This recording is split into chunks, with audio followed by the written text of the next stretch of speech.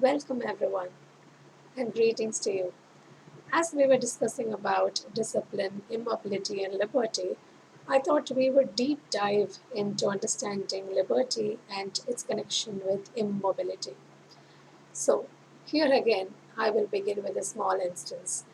This instance was also a part of the school. So, it goes like this. The teacher had gathered a basin of water for some outdoor activity and she let some toys float on the surface of water. The children, fascinated by what the teacher is doing, gathered around the basin, probably in a circle. But one of the child, probably say 2.5 year old, was left out, and he wanted to make it to the basin.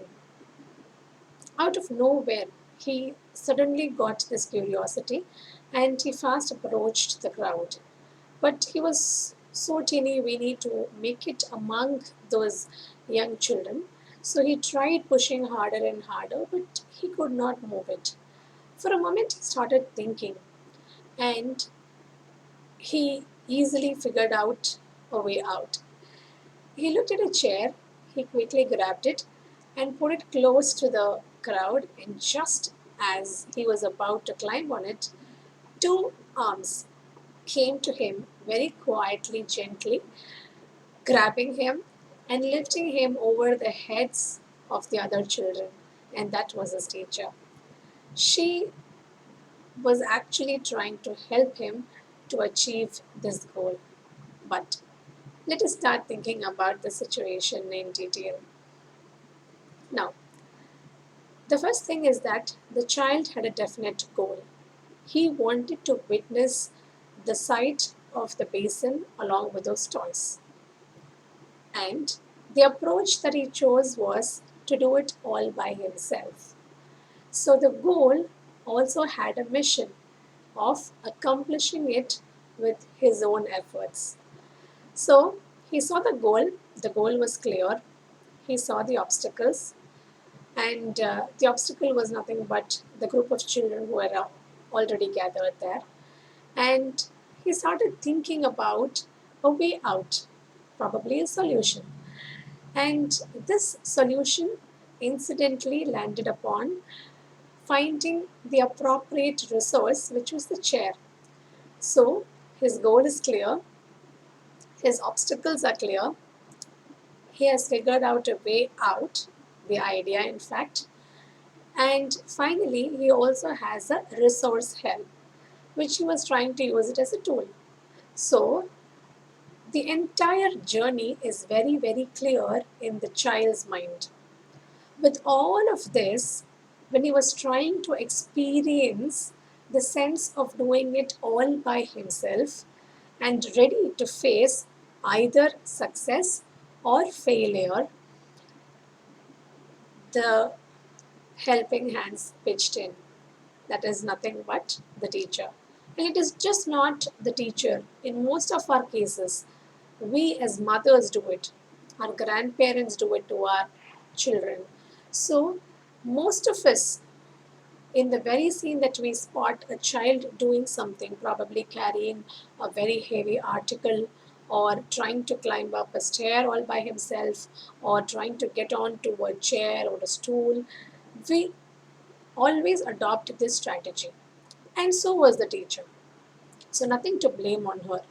But for a child who has a mission and who wants it to do or accomplish it all by himself, what really happens is when you give that space, they get to experience what it makes to sense or to feel a victory.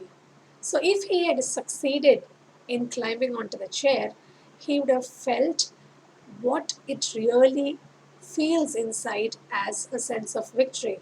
And all of that victory is coming only through his efforts. Or the other probability is that he would have fallen down. He would have understood that this approach is not working fine, or he requires more balance, or he will figure out what could be the other way of getting onto the chair, or he will also figure out if there is a problem with the chair. So there are so many things that the child can experience through.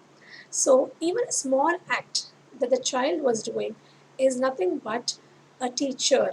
The experience is going to give the inner teacher within him some kind of inferences based on which he might either change the approach, or he might change the tool, or he might even find it very physical. He might try it harder physically to get through the crowd.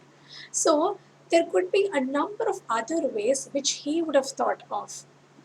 But deviating him from all of this and just making him completely dependent on us by giving a helping hand is not right. For we have to understand one thing: every little child has an inner teacher. Every time they bite something, every time they smell something, every time they bang something, they are listening to so many things. They are witnessing so many things. Every impulse, every observation gives them some kind of understanding about the objects that they are dealing with.